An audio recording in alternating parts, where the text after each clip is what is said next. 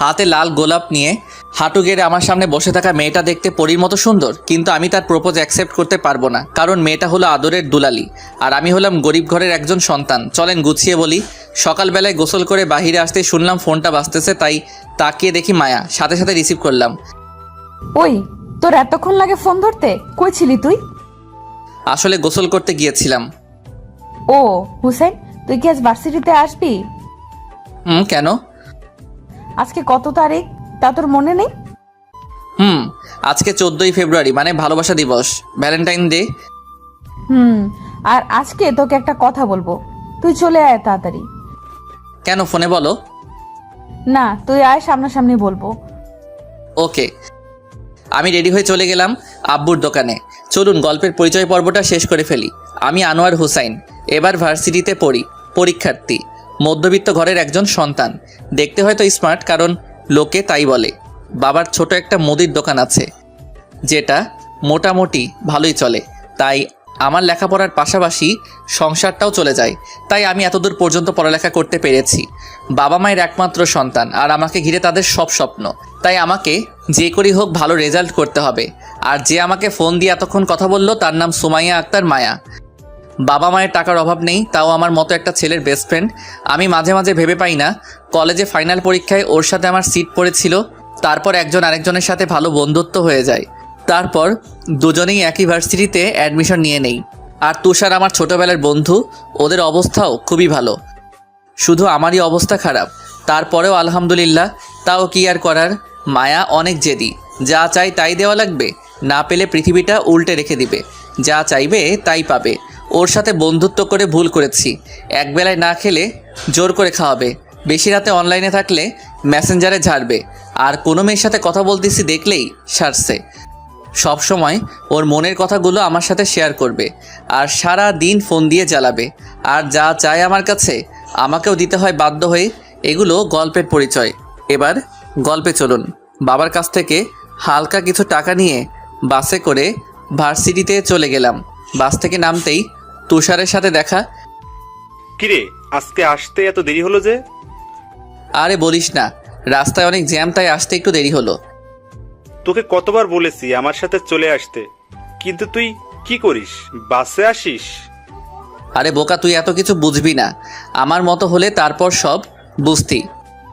শালা, আমি কি তোর থেকে আলাদা? না, আছে, সব বাদ দিয়ে চল ক্লাসে। আজকে ক্লাস করবি? কেন? আজকে ইলুইলু দিবস, আর আমাদের কোসি খুকা ক্লাস করবে। আব্বে চুপ কর, আর চল ক্লাসে যাই। ক্লাসে না গিয়ে চল, মায়া পাঠিয়েছে তোকে নিয়ে যেতে। কোথায়? সবাই যেখানে বসে আড্ডা দেয়, ক্যান্টিনে। ও আজকে ফোন দিয়ে বলেছিল কি যেন বলবে, চল যাই বলে তুষারকে নিয়ে চলে গেলাম ক্যান্টিনে। ক্যান্টিনে ঢুকেই নজর গেল নীল শাড়ি পরে বসে থাকা পরীর দিকে। চমৎকার সেজেছে আজকে, দেখতেও বেশ মায়াবী চেহারা মায়ার। তাই ওর কাছে গিয়ে বললাম, কিরে তুই নাকি কি বলবি বলেছিলি? সোজা হয়ে দাঁড়া আগে, তারপর বলবো। এবার বল। মায়া কোনো কথা না বলে একটু হাঁটু ভেঙে বসে পড়ল। তারপর পিছন থেকে একটা লাল গোলাপ বের করে আমার সামনে ধরে বলল, আই লাভ ইউ হুসাইন। আমি অবাক হয়ে গেলাম ওর কথা শুনে। কি বললো ও আমাকে ভালোবাসে? দেখে তো হয়তো সুন্দর হতে পারি, তবে মায়া এখনও জানে না চেহারা দিয়ে যে জীবন চলে না। কি বলবো কিছুই বুঝতেছি না। সবাই তাকিয়ে আছে আমাদের দিকে। আমি কিছু বলছি না দেখে তুষার হালকা করে টোকা দিল। কিরে, কিছু বলছিস না কেন? মায়া ওঠ, সবাই তাকিয়ে আছে। না, তুই আগে রিপ্লাই দে। ওঠ, তারপর বলতেছি। আগে বল, তারপর উঠবো। তুই উঠে বাহিরে আয়, তারপর তোর উত্তর দিব। বলেই লাজুক চোখে তাকিয়ে ওর সামনে থেকে বাহিরে চলে গেলাম। মায়া আর তুষার আমার পিছন পিছন ভার্সিটির বাগানের একটা বড় গাছের নিচে গিয়ে দাঁড়ালাম। এবার আমার প্রশ্নের জবাব দে। মায়া পিছন থেকে বলে উঠল, মায়া আমাকে কিছু প্রশ্নের উত্তর দিবি? বল। আমার কথা শেষ হওয়ার আগ পর্যন্ত কোনো প্রশ্ন করবি না, ওকে? আচ্ছা বল। আচ্ছা, প্রতিদিন তুই কত টাকা খরচ করিস বলতো? তুই এই কথা কেন জিজ্ঞেস করছিস? তোকে না বললাম যে কোনো প্রশ্ন না করতে? আচ্ছা, এবার বল তোর প্রতিদিনের খরচ কত? এই তো 30-40 হাজার টাকা মাত্র। আর দেখ আমার পকেটে মাত্র 577 টাকা। আচ্ছা তুই চলাচল করিস কি দিয়ে? বম। আর আমি চলাচল করি পাবলিক বাস দিয়ে। তো তুই এসব আমাকে বলছিস কেন?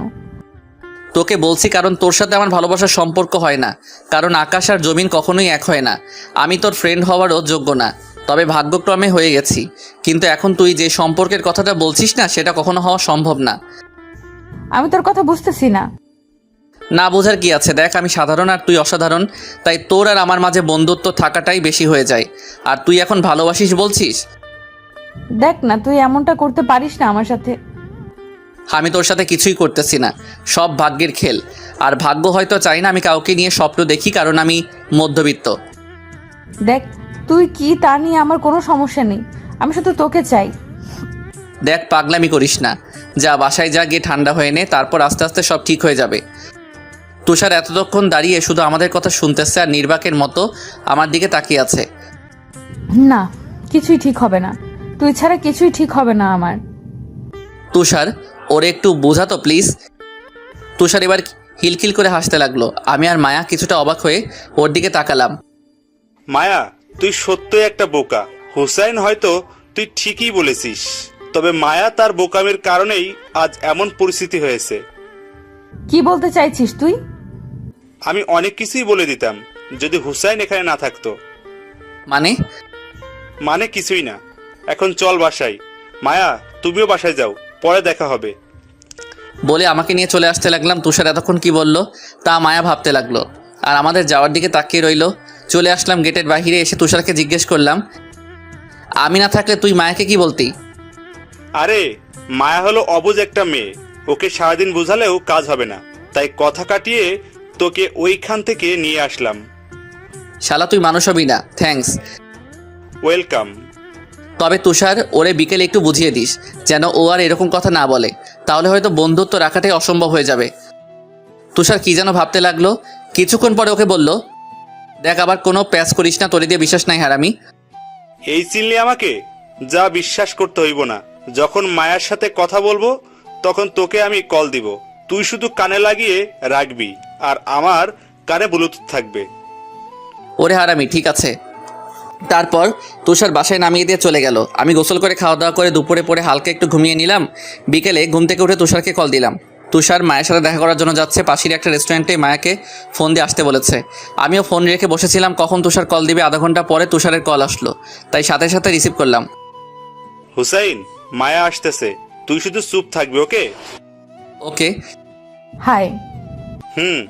আয় বস। তা এখানে ডাকলি কেন? তুই হুসাইনের ব্যাপারে কি সিরিয়াস?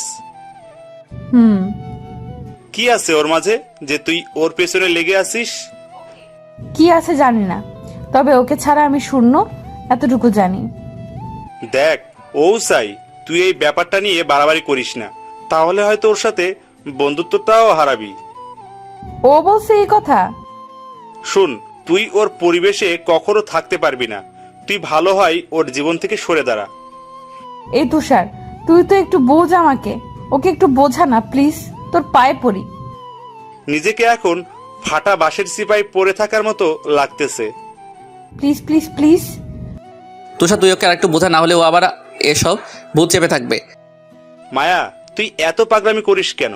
দেখ, ও হলো বস্তির ছেলে, ওর সাথে তোর মতো এত বড় ঘরের মেয়েকে মানায় না।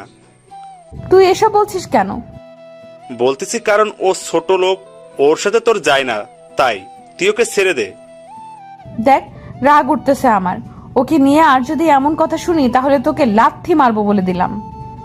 ওকে, তুই যেটা ভালো বুঝিস কর, পরে আমাকে বলবি না। ওকে, তুই থাক, আমি গেলাম। তার তুষার মায়াকে আঙ্গুল দিয়ে দেখালো, বোঝালো চুপ হয়ে থাকতে। মায়াও কিছু বুঝতে না পেরে চুপ হয়ে বসে রইল। তারপর তুষার আমাকে বলতে লাগলো, হুসাইন, সবই তো শুনলি, আচ্ছা তুই ভেবে দেখ কি করবি। ওকে, রাখি তাহলে। আর ওইদিকে তুষার কান থেকে ব্লুটুথ খুলে টেবিলে রাখলো। তারপর মায়াকে বলল, এবার বুঝলি কেন এতক্ষণ হুসাইনকে পচাইতেছিলাম?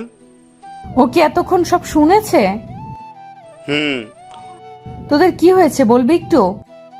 কিছুই হয় নাই, তবে তোকে যা বলতেছি তা একটু শুন। বল, কি বলবি? আসলে আমিও চাই তুই হুসাইনেরই হ, কিন্তু হুসাইন সবকিছু ভালোভাবে চিন্তা বিবেচনা করে কথা বলে, তাই আমি ওকে বুঝতে পারি না। তবে এখানে তোরও একটা ভুল আছে। আমার আবার কি ভুল? তুই তুই হুসাইনকে প্রপোজ করতে গেলি কেন? ওকে আগে নিজে জালে ফাঁসিয়ে তারপর না হয় প্রপোজ করতি, বলদি কোথাকার। ঠিক বলেছিস। আচ্ছা, আগে এটা বল, আঙ্কেল আন্টি জানে যে তুই হুসাইনকে ভালোবাসিস? আমি বলে দিয়েছি আব্বুর মুখে। কি বলেছে আঙ্কেল আন্টি? ওনারা বলেছে আমি যাকেই পছন্দ করি ওনারা তাকেই মেনে নিবে, আর হুসেনকে তো ওনারা আরো আগেই মেনে নেবে। ওকে, তাহলে তুই এর পিছনে লেগে থাক, আমি বাকিটা দেখতেছি। ওকে, প্লিজ ওকে একটু বুঝিয়ে বল যেন রাজি হয়ে যায়। Please Tushar, please. আরে বোকা, বললাম না আমি দেখতেছি। ওকে জালে ফেলে হলেও তোর করে দিব, কথা দিলাম। থ্যাঙ্কস। ওয়েলকাম। জানিস ও এমন আচরণ করবে আমি তা ভাবতেও পারিনি। বলে মায়া কাঁদো কাঁদো মুখ করে ফেললো। মায়া প্লিজ কাঁদিস না, এটা পাবলিক প্লেস, তুই কানাটা থামা। ওকে। শোন, আমি তোকে কথা দিলাম, হুসাইন তোর হবেই। এখন আমি উঠি, কালকে দেখা হবে। আচ্ছা। বলেই দুজনে বেরিয়ে চলে আসলো। পরের দিন সকালে রেডি হয়ে আবার বাসে করে চলে গেলাম কলেজে। কলেজে এসে তুষারের সাথে দেখা। কিরে মামা, আজকে এত লেট করে আসলি? আজকে একটু কাজ ছিল বাসায়, তাই। তা কি ভাবলি আজকে সারা রাত? দেখ, আমি যতই ভাবি না কেন, আমি ওকে জেনে বুঝে জাহান্নামে আনতে পারি না। আচ্ছা, তুই আমাকে একটু বলবি যে ওকে মেনে নিতে সমস্যা কোথায়? সমস্যাটা অনেক জায়গায়।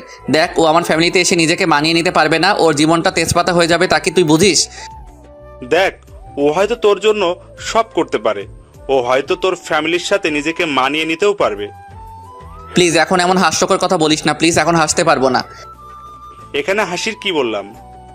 আচ্ছা তুষার, তুই আমাকে কিছু প্রশ্নের জবাব দে তো। বল।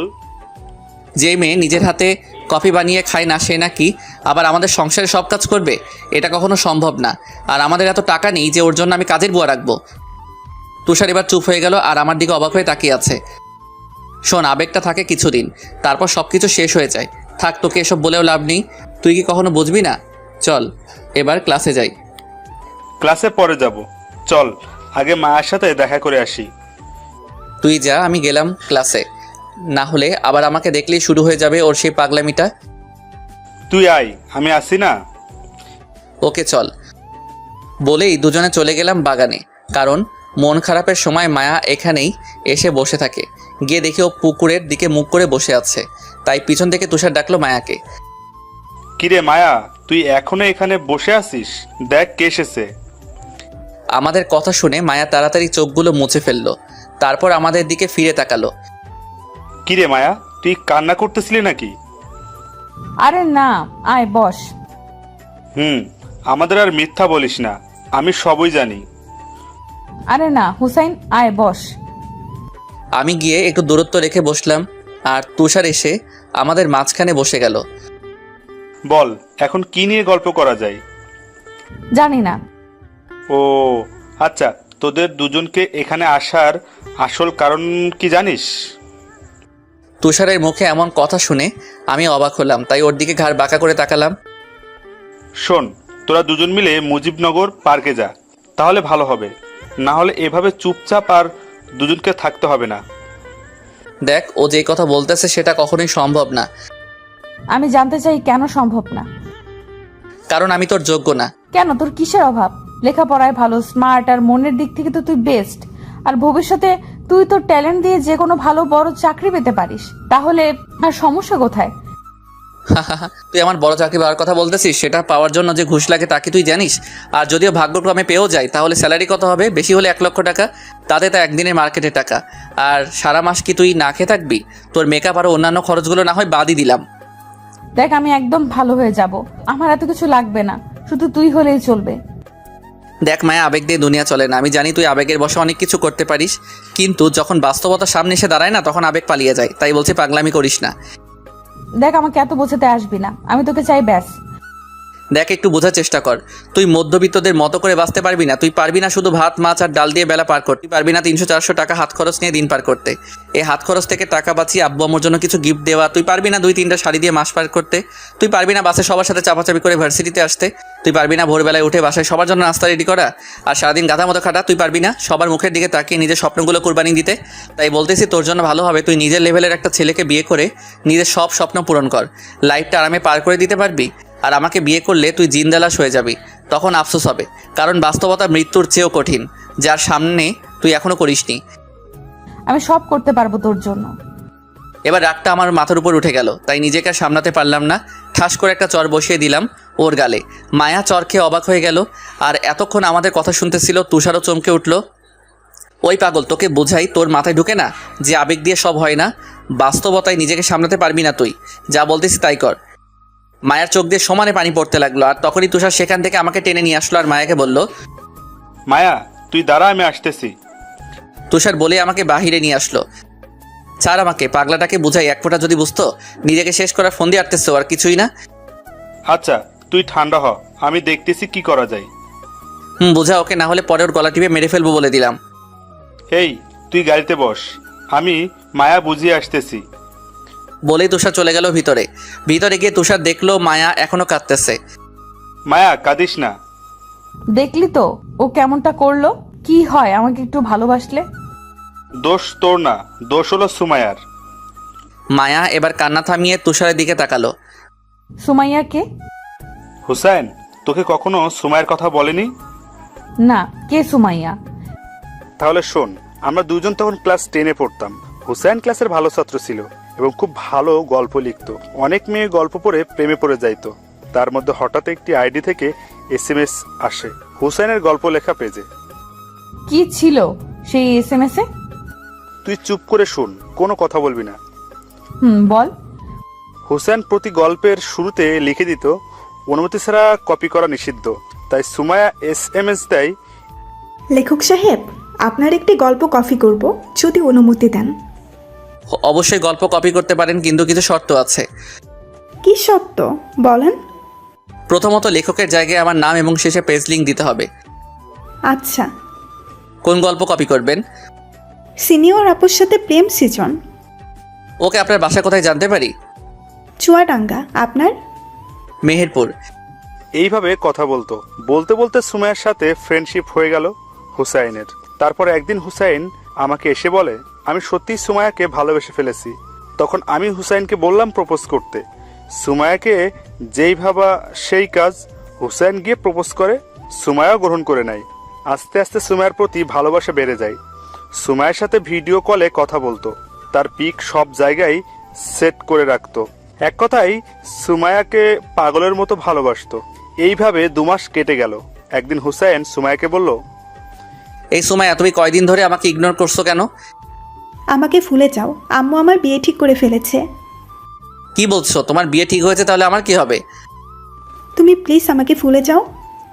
আচ্ছা, তোমার হবু স্বামী নিয়ে সুখে থাকো। কিছুক্ষণ পরে হুসাইন আমার কাছে আসে। আমার সাথে এমন হওয়ার ছিল? কি হয়েছে? সুমাইয়া বলল, আপনাদের তো বললাম, তাই দ্বিতীয়বার লিখলাম না। আচ্ছা, তুই সুমায়াকে গুলো বলবি, পরে যদি ভুল বোঝে? পরে দেখা যাবে। হুসাইন আমার কাছ থেকে বাসায় গিয়ে সুমায়াকে ফোন দেয়। ফোন রিসিভ করার পরে, কি হয়েছে? তোমাকে নিষেধ করার পরেও কেন ফোন দাও? আর ফোন দিব না। একটি কথা শুনো। কি হয়েছে? তাড়াতাড়ি বলো, যত সম্ভব। আমাকে বিয়ে করবে? কিভাবে? পালিয়ে। জীবনেও না। তুমি যদি আমার সাথে বিয়ে না করলে, তোমার যত পিক আছে ফেসবুকে ভাইরাল করব।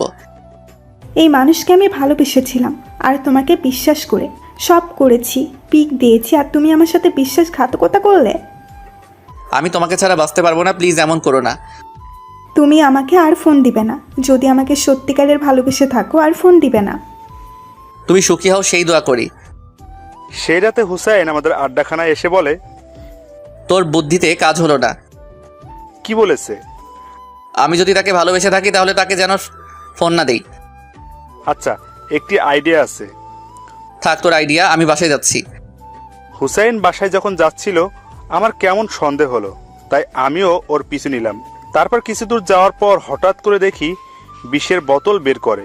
হুসাইন মুখে দিতে যাচ্ছে, সাথে সাথে আমি গিয়ে ঠাস ঠাস করে দুটো থাপ্পড় দিলাম আর বলতে লাগলাম, দোস্ত তুই একটি মেয়ের জন্য বিষ খেতে যাচ্ছিস?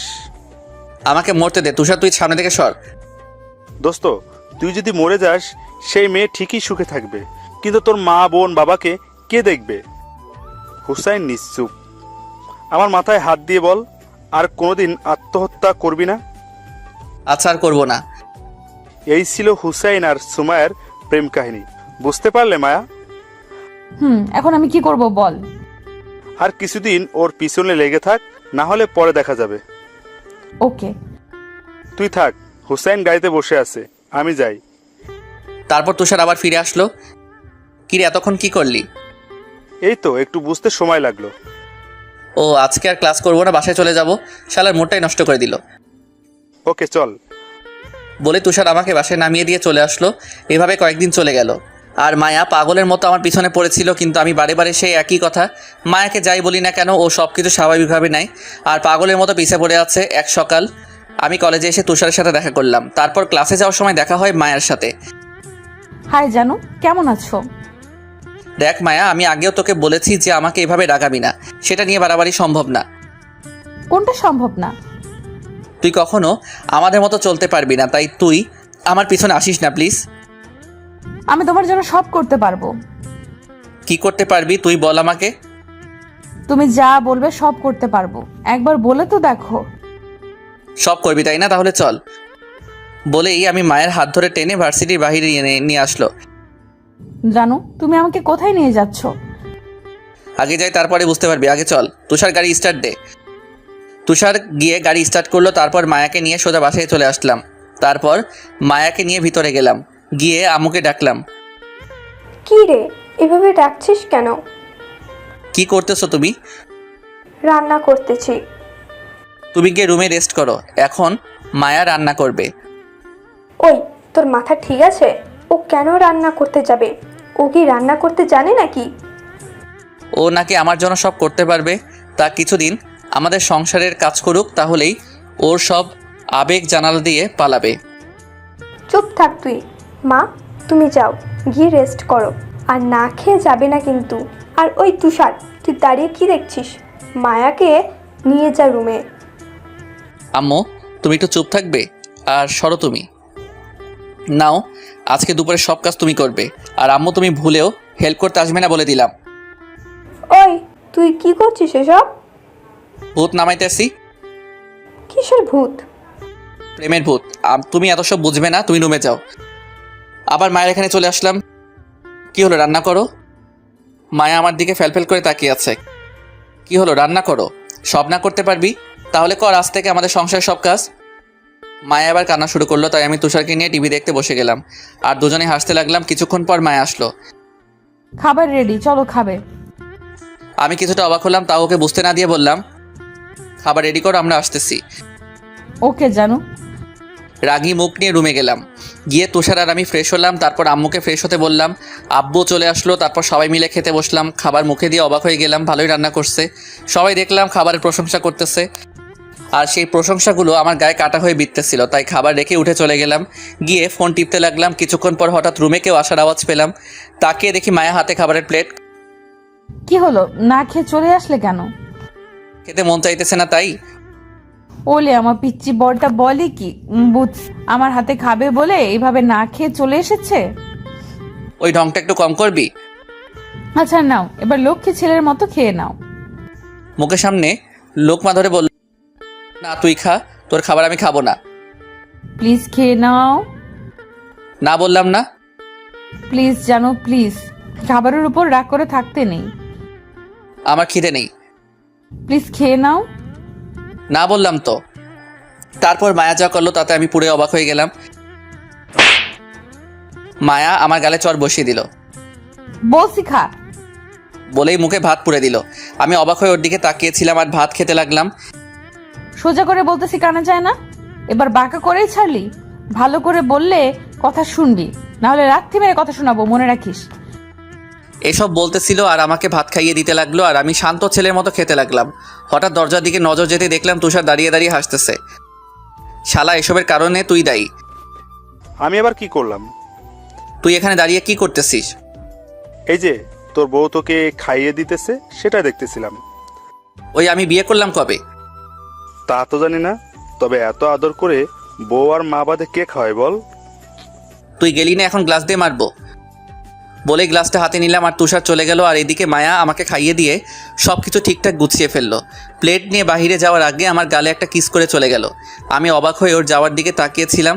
কিছুক্ষণ পর আবার মায়া রুমে আসলো। কি হলো, তুমি এখনো ঘুমাওনি? আমি রাগে কোনো কথাই বললাম না।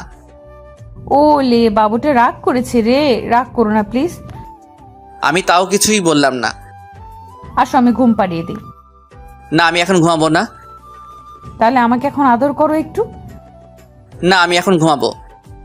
এখন না বললে ঘুমাবে না? এখন ঘুম পেয়েছে তাই ঘুমাবো। ওলে, আমার বরটা তো দেখে অনেক অভিমানী। ওই তোমার বরকে? আমার সামনে যে বসে আছে সে। আমি কারো বর না, আমি এখনো বিয়ে করিনি, তাই এই নামই ডাকবি না।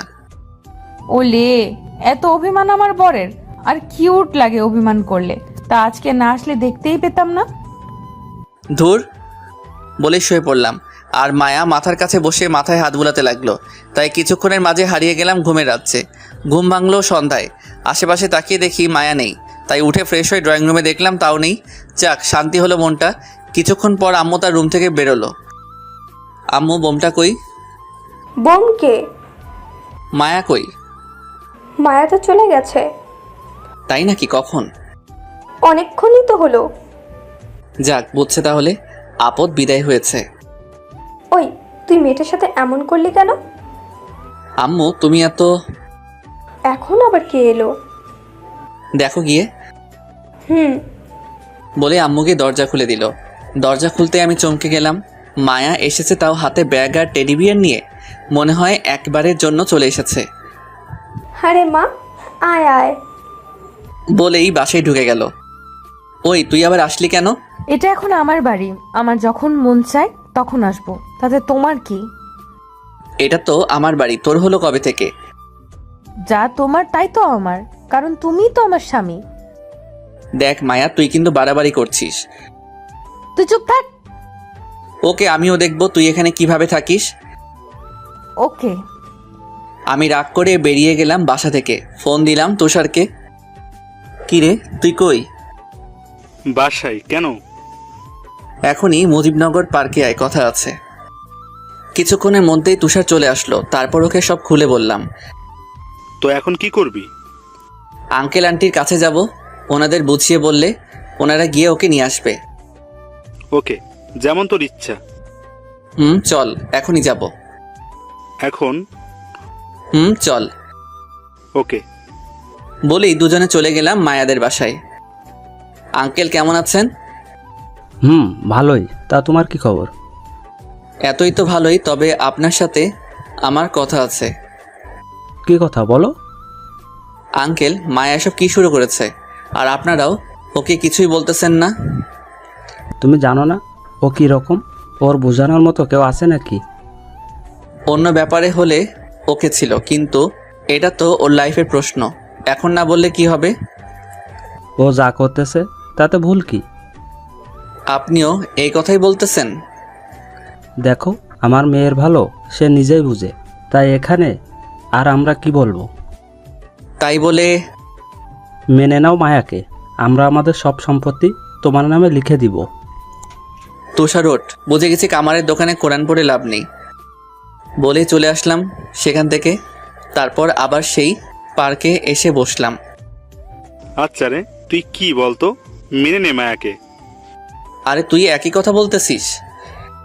কি সমস্যা বল আমাকে। আরে আবেগ পরে এসব করতেছে, কিছুদিন পর শেষ হয়ে গেলে তখন সব সমস্যা শুরু হবে। এসব কিছুই হবে না, ও তোকে মন থেকে ভালোবাসে। না, এটা ওর আবেগই। তুই দেখতে থাক, আরো কিছুদিন পার হলেই দেখবি ওর সব কিছু শেষ হয়ে গেছে। ওকে দেখ তুই, তবে আমি শিওর ও তোর জন্য সব করবে আর তোকে পেয়েই ছাড়বে। তোরও মাথা নষ্ট হয়ে গেছে, এখন চল বাসায়। বলেই তুষার আমাকে বাসায় নামিয়ে দিয়ে সে চলে গেল। আসতে এত লেট হলো যে? এমনি। আর তুই এখনো এই বাড়িতে কি করছিস? এমনি। আমার উত্তর আমাকে রিপ্লে করছিস? ভালো। এখন তাড়াতাড়ি এসে ফ্রেশ হয়ে নাও। খাবে? না, আমার খিদে নেই। খেতে আয় বলছি। আসতেছি। আর দেখি মায়া হাসতেছে। কিছু না বলে চলে গেলাম ভেতরে।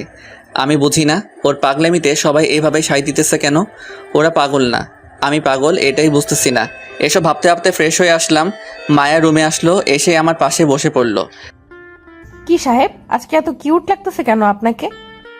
পাম দিস না প্লিজ। সত্যি বলতেছি, সত্যি আজকে মাশাল্লাহ। সরে বসে এখান থেকে, আমার মাথা ব্যথা করতেছে। তাহলে তুই শুয়ে পড়, আমি তোর মাথায় মলম দিয়ে দিচ্ছি। লাগবে না, তুই যা তাহলেই হবে। ওকে, তবে রাতে পালাবা কই জানো? রাতে পালাবো কেন? কারণ রাতে তুমি আর আমি এক খাটে থাকবো। কি তোর মাথা ঠিক আছে? ঠিক আছে। তাই তো রাতে আমি আমার স্বামীর সাথে এক খাটে থাকবো। মায়া এদিকে আয়। কেন? আয় না প্লিজ। বল। আমার পাশে বসে গেল। মায়া, তুই না লক্ষ্মী মেয়ে, এমন পাগলামি কেন করতেছিস? দেখ, তোকে তোর থেকে বেশি আমি বুঝি, তাই তোর ভালোর জন্যই বলতেছি। একটা ভালো বড়লোক ছেলে দেখে বিয়ে করে সুখের সংসার কর, আর এতে তোর ভালোই হবে। আমি আমার ভালোটা বুঝি, তাই প্লিজ আমাকে জ্ঞান দিতে এসো না প্লিজ, জানো? মায়া, তুই আমার কথাটা রাখ প্লিজ। ওই, তুই গুরুজনদের মতো এইভাবে বলছিস কেন? দেখ, আমি জানি এটা তোর আবেগ, তাই আবেগটা সামলা, আর তুই নিজেও একটু চালাক হ। বোকামি করে পরে জীবনটা শেষ হবে তোর। আমার হবে তাতে তোমার কি? এখন চুপ থাকো, না হলে কিস দিয়ে মুখ অফ করিয়ে দিব, বলে দিলাম। ওকে, কিন্তু আমাকে পাবি না, এটা বলে দিলাম। আচ্ছা, আমিও দেখবো তুমি কিভাবে নিজেকে ধরে রাখো। ওকে। মায়া ঢ্যাং ঢ্যাং করে রুম থেকে বেরিয়ে গেল, আর আমি মোবাইলটা হাতে নিয়ে টিপতে লাগলাম আর গান শুনতে লাগলাম। কিছুক্ষণ পর মায়া আবার আসলো। জানো, খাবে না? না, বাহির থেকে খেয়ে এসেছি। মিথ্যা বলো কেন? আমি জানি তুমি আজকে আমাদের বাসায় গিয়েছিলে, সেখান থেকে মুজিবনগর পার্কে গিয়ে টাইম পাস করে বাসায় চলে এসেছো। তোকে এসব কে বললো? অর্ধেকটা আব্বু আর অর্ধেকটা তুষার। ও, আমার পেটে ক্ষুধা নেই? আসবি তুই নাকি আবার মারতে হবে, কোনটা? যাব না আমি, যা তুই। তুই যাবি না তো 14 গোষ্ঠী যাবে। বলে কলার ধরে টান দিয়ে খাট থেকে নামিয়ে নিচে চলে গেল। মায়ের সাহস দেখে আমি অবাক হলাম। কি সাহস মেয়েটার! তাও খেয়ে দিয়ে উপরে চলে আসলাম। কিছুক্ষণ পর মায়া হাসতে হাসতে রুমে ঢুকলো আর আমার পাশে বসে গেল। কি হলো, এভাবে হাসছিস কেন? আমার বাবুটার রাগ করেছে আমার উপর, তাই না? তুই যা অন্য রুমে, আমি এখন ঘুমাবো। আমি যাব কেন? তাহলে তুই থাক, আমি গেলাম। বলে বাহির হতে যাব, তখনই মায়া আমার হাতটা ধরে ফেললো। কই যাও চান্দু? তুই থাক, আমি গেলাম পাশের রুমে। বউ থাকবে এক রুমে আর স্বামী থাকবে আরেক রুমে, তা তো হবে না। বলে একটানে খাটে ফেলে দিল, তারপর ওর ওড়না দিয়ে আমার হাত পা বেঁধে ফেললো। ওই, তুই হাত পা বাঁধলি কেন? তুমি যেন অন্য রুমে না যেতে পারো। তোর মতলবটা কি বলতো? পাগলটার বুকে মাথা রেখে ঘুমাবো। ওই, আমি পাগল? তুমি আমার পাগল আর আমি তোমার পাগলি। ছাড় আমাকে, আমি কারোর পাগল হতে পারবো না। আজকে কোনো ছাড়াছাড়ি নেই, একেবারে সকালে ছাড়বো তোমাকে কলিজা। দেখ, পাগলামি করিস না। পাগলামি করে ভালোবাসা হয় না। কিভাবে ভালোবাসতে তা আমি ভালোভাবে জানি। আচ্ছা, আমি অন্য রুমে যাব না, এবার বাঁধনটা খুলে দে। ওয়াদা দে যে বাঁধন খুলে দিলে তুই আমাকে তোর বুকে মাথা রেখে ঘুমাতে দিবি আর অন্য রুমেও যাবি না। আচ্ছা, ওয়াদা দিলাম। আরও একটা ওয়াদা দিতে হবে। কি ওয়াদা? বেশি না, তোর বুকে যখন মাথা রাখবো তখন তুই আমাকে শক্ত করে জড়িয়ে ধরবি। আমি পারবো না। তাহলে আর কি, সারা রাত এভাবেই পড়ে থাক। দেখ, তুই যেটা বলতেছিস সেটা কিন্তু ইসলামের দৃষ্টিতে পাপ। ওরে আমার ইসলামিক জামাই রে, আপনি এত বুঝতে কে বলেছে? দেখ, ছাড় আমাকে। তাহলে আমাকে ওয়াদা দে, যেগুলো বলছি সেগুলো করবি। কখনোই না। তাহলে আমিও সরি। বলেই মায়া আমার বুকে মাথা রেখে শুয়ে গেল। আমিও ঘুমানোর চেষ্টা করতে লাগলাম। কিছুক্ষণ পর ঘুমিয়ে গেলাম। মাঝরাতে সজাগ হয়ে গেলাম। তাকিয়ে দেখি হাতের বাঁধনটা খোলা, আর আমি মায়াকে জড়িয়ে ধরে আছি। তাই তাড়াতাড়ি ওকে ছেড়ে দিলাম আর ওর মায়াবী মুখটা দেখতে লাগলাম। আসলে অনেক মায়াবী ওর মুখটা, কিন্তু এই মুখের হাসিটা সারা জীবন থাকবে না যদি এই বাড়িতে বউ হয়ে আসে। কিন্তু ও তো এটা বুঝতেই চাইতেছে না। পাগল মেয়ে একটা। বুঝ কবে যেন হবে আল্লাহই জানে। এসব ভাবতে ভাবতে ঘুমিয়ে গেলাম। সকালে মায়ার ডাকে ঘুম ভাঙলো। কি হলো, ডাকছিস কেন? উঠে চা খেয়ে আমাকে উদ্ধার করেন। খাবো না আমি, আর তুই যা, এখন আমি ঘুমাবো। এই উঠ বলছি, না হলে পানি এনে গায়ে ঢেলে দিব। বাসায় এসে টর্চার শুরু করে দিয়েছিস। আর যদি তোকে বিয়ে করি তাহলে কি করবি আল্লাহ জানে। তাই আর যাই হোক না কেন, তোকে তো আমি বিয়ে করব না। সেটা পরে দেখবো, এখন উঠ তাড়াতাড়ি। উঠতেছি। Good boy. এখন তাড়াতাড়ি করে চা খেয়ে উঠে বাজারে যাও। তুই এভাবে অর্ডার করছিস কেন? কারণ আমি এই বাড়ির বউ, আর তোর কলিজা। আমি মানি না। তুই না মানলে কি হইব? আব্বু আম্মু তো মেনে নিয়েছে, এখন আর কোনো সমস্যা নেই। তোকে নিয়ে সংসার কে করবে? তুই? আমার তো ঠেকা পড়ছে যে তোকে নিয়ে সংসার করতে হবে। দুনিয়াতে আর কোনো মেয়ে নাই। তুই আমাকে নিয়ে সংসার করবি, আর কাউকে নিয়ে স্বপ্ন দেখলে তোকে মারবো প্রথমে, তারপর নিজে মরবো, মনে রাখিস। তোকে দিয়ে সম্ভব? কি সম্ভব? মানুষ মারা তোকে দিয়ে সম্ভব? ওই চুপ করে চা খা আর তাড়াতাড়ি বাজারে যা। বলেই চা খেয়ে ফ্রেশ হয়ে চলে গেলাম বাজারে। বাজার করে বাসায় এসে আম্মুর কাছে ব্যাগ দিয়ে হাত পা ধোয়ার জন্য ওয়াশরুমে যেতেই চমকে গেলাম। মায়া কাপড় ধুইতেছে আর কেমন যেন অগোছালো হয়ে বসে আছে। বন্ধুত্ব থেকে প্রেমের এটাই শেষ নয়। ওকে দেখে আমি আর হাসি থামাতে পারলাম না, তাই হো হো করে হেসে উঠলাম। কি হলো, হাসছিস কেন? তোকে দেখে। কেন? এই যে এত বড় লোকের মেয়ে হয়ে যে কাপড় কাচতেছিস, আর তাও কেমন অগোছালো হয়ে পাগলের মতো। ওই আমি এখন বড় লোকের মেয়ে না? তাহলে তুই কি? আমি হুসাইনের বউ, আর এই বাড়ির লক্ষ্মী বউ। ওরে খোদাই, পাগলের একটু বুঝ দাও। বুঝ আমার আছে, তা তুই এখানে কেন? হাত পা ধুতে এসেছি। সত্যি বলছিস নাকি আমাকে দেখতে চলে এসেছিস? পেতনি দেখার আমার এত শখ নাই, শর্ট তুই। বলেই হাত পা ধুয়ে বাহিরে আসতে যাব, তখনই মায়া টেনে ধরলো পিছন থেকে আর দেয়ালের সাথে চাপিয়ে ধরলো। কি হলো, এভাবে টেনে আছিস কেন? তুই একটু হেসে কথা বললে কি হয়? অনেক কিছুই হয়, ছাড় আমাকে। না, তুই এখন আমাকে একটু আদর করবি, না হলে দেখেছিস তুই এখন কোথায় আছিস। আমি তাকিয়ে দেখি মাথার উপরে ঝর্ণার লাইনটা। তারপর মায়া আবার বলতে লাগলো, ঝর্ণাটা ছাড়লেই দুজনে ভিজে যাব, তাই আদর করা ছাড়া কোনো উপায় তোর কাছে নেই। বলেই মায়া আমার এতটা কাছে চলে এসেছে যে আমাদের মাঝে বিন্দুমাত্র গ্যাপ নেই। দেখ, এটা কিন্তু ঠিক না। इश्क और जंग में सब कुछ जायज है मेरी जान। কি? হিন্দিতে একটা ডায়লগ দিলাম। কি বললি? গানটা কাছে আন, তারপর বলতেছি। এবার বল। বলছি যে প্রেম আর যুদ্ধে সবকিছুই সঠিক। বলেই আমার গালে কানে একটা ছোট্ট করে কামড় দিল। আও। এবার আদর কর, না হলে সারা শরীর কামড়ে দিব। দিচ্ছি, বল কি করতে হবে। তোর যা করতে মন চায়। ওকে। বলে ওর কপালে হালকা করে একটা চুমু এঁকে দিলাম। হয়েছে তো, এবার ছাড়। মায়ার মুখের দিকে তাকিয়ে দেখি ওর মুখ আগুনের মতো লাল হয়ে আছে। বিষয়টা বুঝতেছি। ওই কুত্তা, তোরে আমি কি করতে বলছি আর তুই কি করলি এটা? আদর করছি। এভাবে কেউ বউকে আদর করে? দেখ, তুই আমার বউ না, তাই এর থেকে বেশি আশা করিস না। তাই তো। আমি কে তোর?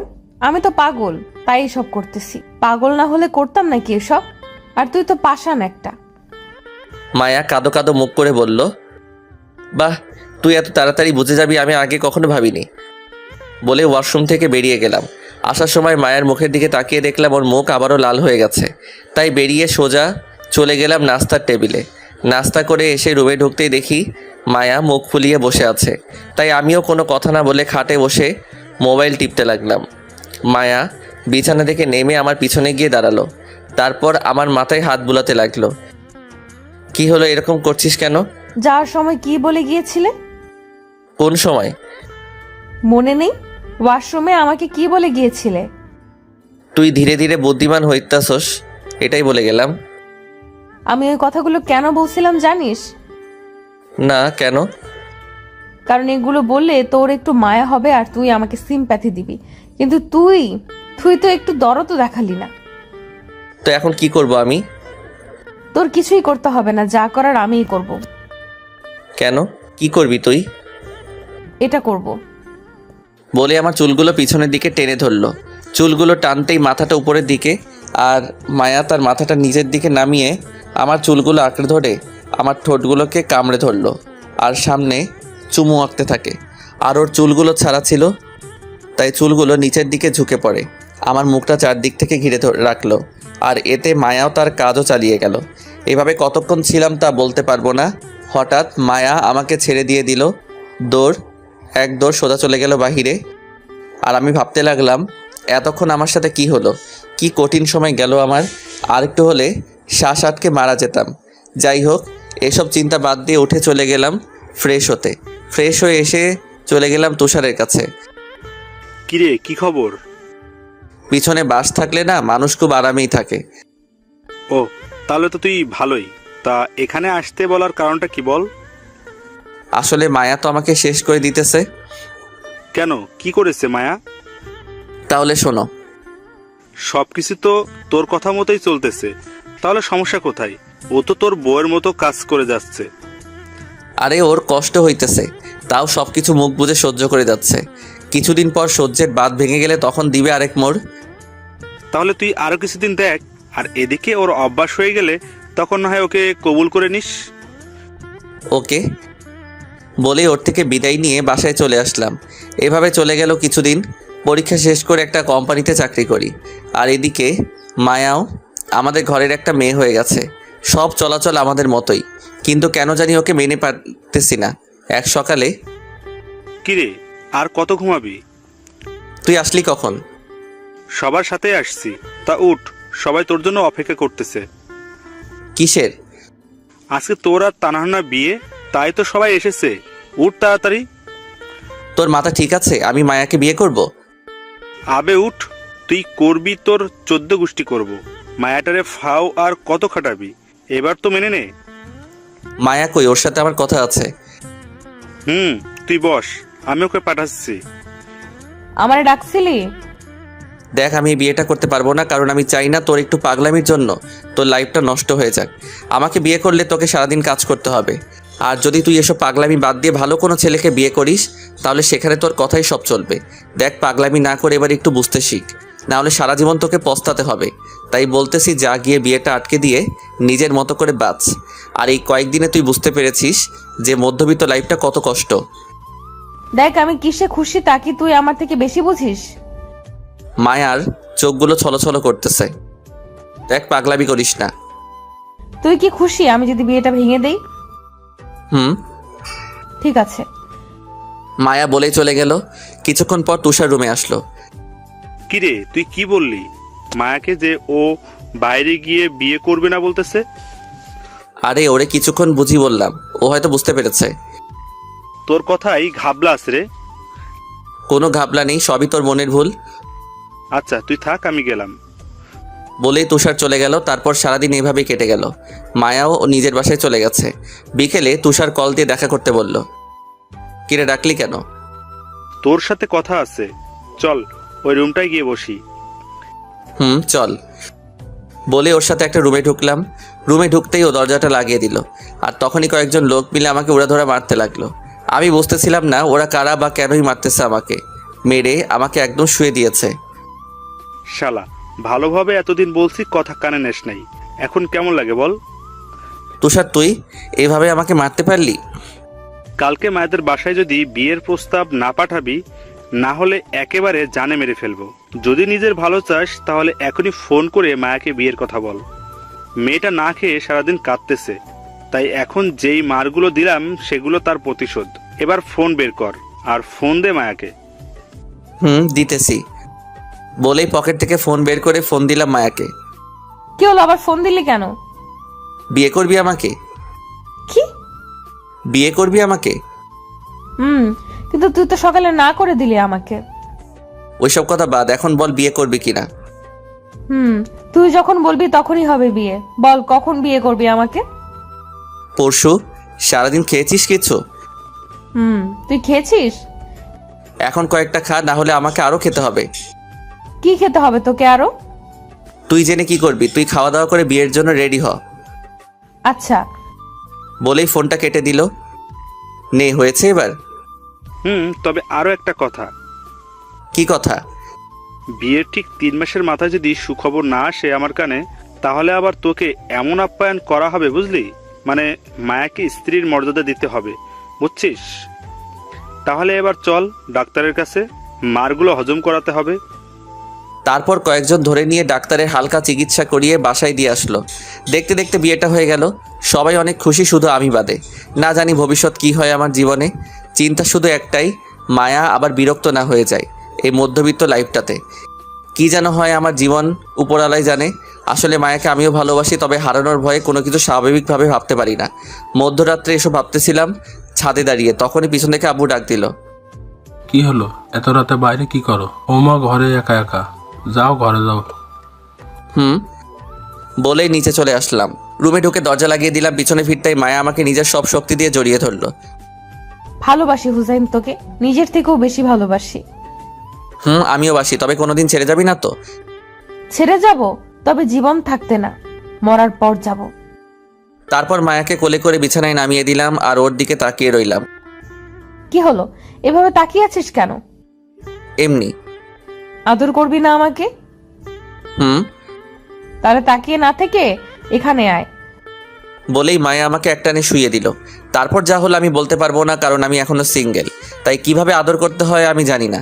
যারা বিয়ে করেছেন বুঝে নিয়েন। তাদের সাথে 1 ঘন্টা পরে মায়া আমার উপরে শুয়ে আছে, আর আমি মায়ার মাথায় হাত বুলিয়ে দিতেছি। একটা কথা বলবো হুসাইন? বলো। তুই তো বিয়ে করবি না বলে সকালে না করে দিয়েছিলি, তা বিকেলে আবার রাজি হলি, কারণটা কি বলতো? ওই কথাটাই আর বলিস না। ওই বিকেলে তুষার আমাকে ফোন দিয়ে ডাকে। তারপর সব বললাম মায়াকে। কি? ও আমার জামাইরে মারছে? রাখ, ওর এখনই খবর নিতেছি। বলেই মায়া তুষারকে ফোন দিল। ওই, তুই হুসেনরে মারলি কেন? সোজা কথায় কাজ হয়েছিল না, তাই আঙুলটা একটু বাঁকা করছিলাম আর কি। আর তোকে না ওয়াদা দিছিলাম যে কোনোভাবেই হোক না কেন হুসাইনকে তোর করে দিব। যা করার করছো, এখন থেকে আর কোনো কিছুই করবি না। এখন থেকে ও শুধু আমার, যা করার আমিই করবো, ওকে, বুঝছত? Good night and happy married life. বলেই ফোনটা কেটে দিল। Good night. তারপর আমাকে জড়িয়ে ধরে ঘুমিয়ে গেল মায়া। আমিও আস্তে আস্তে হারিয়ে গেলাম ঘুমের রাজ্যে।